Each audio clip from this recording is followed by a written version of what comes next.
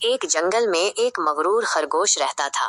وہ بہت تیز رفتار تھا اور اپنی تیزی پر بہت گھمنڈ کرتا تھا۔ جنگل کے دوسرے جانور اس کی تیز رفتاری دیکھ کر حیران رہ جاتے تھے، لیکن اس کا تکبر کسی کو بھی پسند نہیں تھا۔ اسی جنگل میں ایک دھیرے چلنے والا کچھوا بھی رہتا تھا۔ وہ اپنی رفتار سے کبھی پریشان نہیں ہوتا تھا اور ہمیشہ اپنی دھن میں لگا رہتا تھا۔ ایک دن خرگوش نے کچھوے کا مذاق اڑایا۔ ارے اس سست رفتار کچھوے، تم تو کبھی کہیں نہیں پہنچ سکتے۔ دیکھو میری رفتار، میں پلک جھپکتے ہی دور نکل جاتا ہوں۔ کچھوے کو خرگوش کی بات بری لگی، لیکن اس نے خاموشی سے جواب دیا، دوست، رفتار ہی سب کچھ نہیں ہوتی۔ کیا تم مجھ سے دوڑ لگاؤ گے؟ خرگوش یہ سن کر ہنسا۔ تم مجھ سے دوڑ لگاؤ گے؟ یہ تو مضحکہ خیز بات ہے۔ ٹھیک ہے، مجھے منظور ہے۔ دیکھتے ہیں کون جیتتا ہے۔ جنگل کے تمام جانور یہ تماشا دیکھنے کے لیے جمع ہو گئے۔ دوڑ شروع ہوئی۔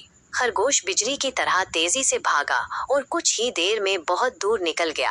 اس نے پیچھے مڑ کر دیکھا تو کچھوا بہت پیچھے رینگ رہا تھا۔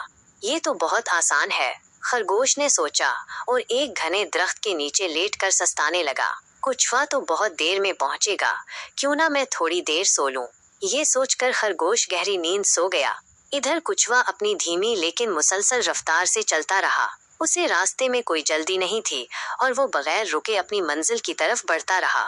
جب خرگوش کی آنکھ کھلی تو سورج کافی اونچا چڑھ چکا تھا۔ اسے یاد آیا کہ وہ تو دوڑ لگا رہا تھا۔ اس نے جلدی سے ادھر ادھر دیکھا تو اسے دور اپنی منزل نظر آئی۔ خرگوش تیزی سے بھاگنے لگا، لیکن جب وہ منزل کے قریب پہنچا تو اس نے دیکھا کہ کچھوا پہلے سے وہاں موجود ہے۔ کچھوا دھیرے دھیرے چل کر دوڑ جیت چکا تھا۔ خرگوش اپنی ہار پر بہت شرمندہ ہوا۔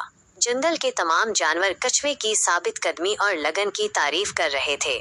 اس دن خرگوش نے سمجھا کہ غرور کرنا بری بات ہے اور دھیرے لیکن مسلسل کوشش کرنے والا ہمیشہ کامیاب ہوتا ہے۔ اس کے بعد خرگوش نے کبھی کسی کا مذاق نہیں اڑایا اور کچھوے کے ساتھ اس کی دوستی اور بھی گہری ہو گئی۔